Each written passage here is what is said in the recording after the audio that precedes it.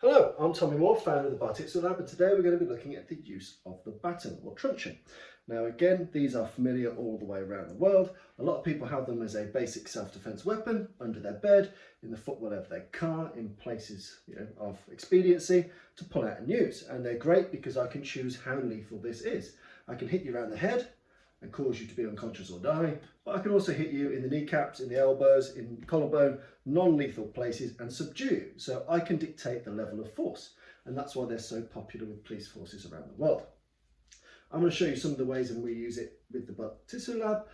Have a bit of a play, see what you think. So, use of the truncheon. Again, the business end is up here, it's tapered, the heavier weight's down here.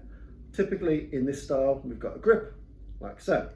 And again, I like to make sure that I grip closer to the business end than here. I find that if I grab too near the bottom, the ability to peel this out of my grip is much easier.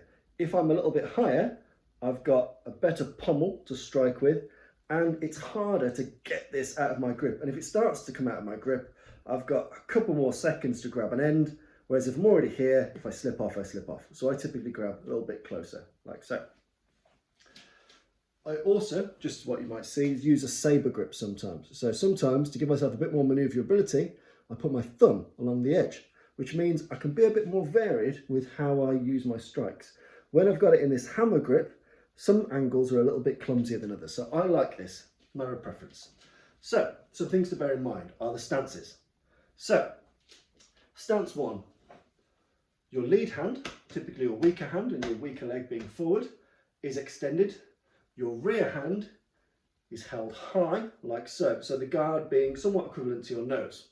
Now, there's a couple of reasons I do this, in that this isn't a lethal weapon, and it's not a sharp weapon. So if I hold this weapon forward, with the weapon hand forward, and you grab it, it's no longer mine, it's ours. We both have shared custody of this bastard child. So what I want to make sure is that it's hard for you to grab this weapon.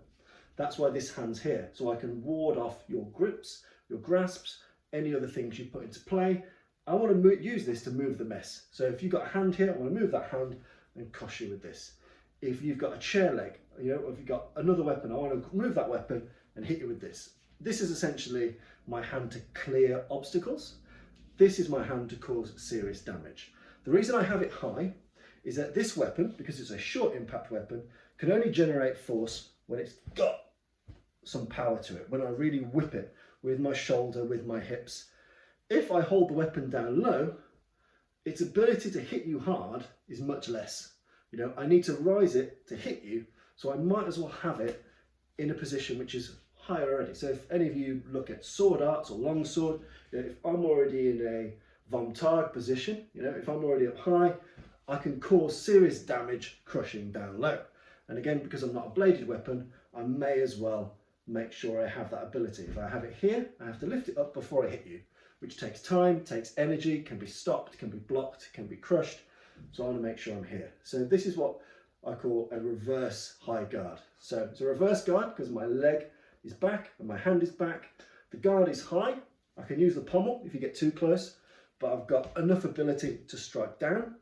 And I've got this hand to clear stuff out the way or to grab your clothing to hit you. So I can grab your clothing, I can grab you, or I can move stuff out the way that might get in the way of my pain stick, like so. So from the side, I've got this high guard here. I cover my jawline with this stick. So again, I'm making sure, a bit like a boxer's guard, I've got my guard here. It's relatively high. This lead hand is somewhat chambered into my ribs, so I've got good coverage, but I'm also able to clear obstacles. I can do an eye jab and hit you. I can move things out of the way, or I can make attachments to your clothing or you. We've then essentially got, so we've got this forward high guard. We've also got a rear chambered. So this is where I don't let you know the length of the weapon. So from here, this could be 3 foot long, or it could be half a foot long. You have no idea. So again, I keep the pommel facing forward, this time at eye line, and this hand out here. And again, it's a stealth surprise as to how long that weapon is. If I'm at a disadvantage, if your weapon is longer, I might disguise the fact that I've got this little midget weapon by doing this and then bring it into play in little subtle ways. But I personally prefer this one, this kind of rear facing high guard. I can deploy the weapon as it's meant to be used. I can clear out mess, and I can cause you some significant damage. But if I want you to not know the length of the weapon, I can hold it like so. Now we look at the striking angles, and we use Victorian swordwork angles for this. So from this high guard, angle 1 is a diagonal cut here. So again, with a strike, I'd be looking for the temple, for the jawbone, along the neck, like so, forehand. Our strike 2 is our backhand, and I use an elbow cover for this. I bring my elbow across my body first, and then I whip this down, because I can keep myself nice and covered from any attack, and then strike down. So 1, 2, 3 comes up in a diagonal method. Now you might find this angle strange, and it is strange, but if you drop your body weight, this is a great one to get into the floating ribs, like so. Or if I'm on my knees, it's a great one to smash into the kneecap. So if I'm on my knee, this upward diagonal blow is very important, like so. 4 is the reverse of that. Okay, coming up here, backhand diagonal. Then we've got 5. We're doing a horizontal blow. Typically, we can do this to the head, or we can do this to the ribs, horizontal blow. And 6, like this, horizontal on the other side. 7 is where we go straight down the top. So we do a vertical smash down, and this can be on the crown, on the nose, depending on their body shape. You can also get people on the chest with this if you've got good angling and good positioning, but 7 comes down. So we've got 1, 2, 3, 4, 5, 6, 7. I add an 8, which is the thrust. So that thrust, again, typically I'll have hit down and then I do the thrust. Hit, thrust, hit, thrust. So I call that an 8. Typically I drive it upwards like so. I use the end of this into the throat, into the solar plexus, into the eye. But I don't tend to lead with this. This typically comes off the back of a strike. So I might do a number 3 and then a strike. I might do a number 7 and then a thrust. So you see, strike, thrust, strike, thrust. Then you've got the pommel strikes here. So again, you've got 2 ways of doing these. You've got this straightforward pommel over the top, bam, like so. And you've also got a grapple pommel. So if we're close up, it's hard for me to get this here.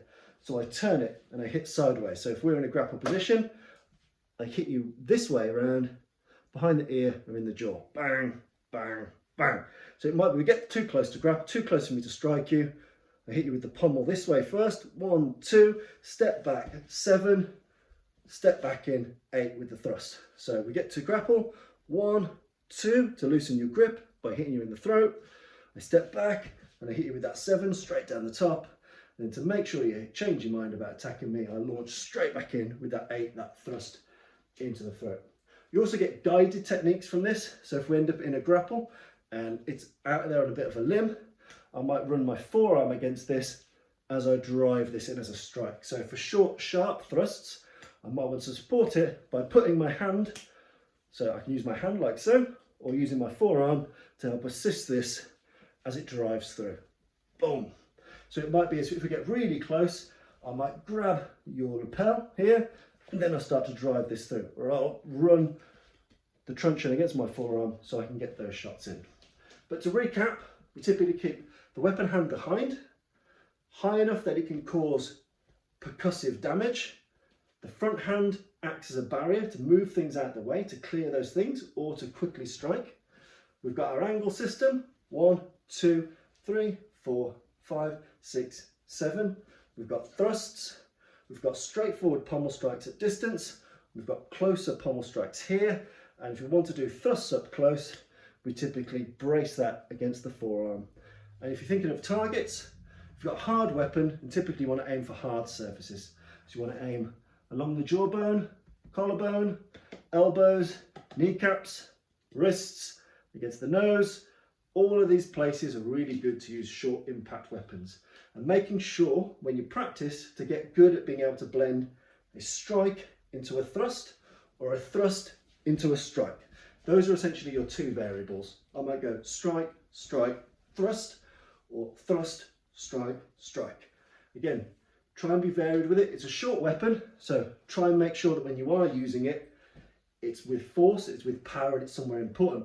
Because if I keep this loose in play, if I keep this too far in the front in play, it's too easy for you to grab it, and then it becomes as easy for me to lose it, and then I have to defend myself against it, which is bad news.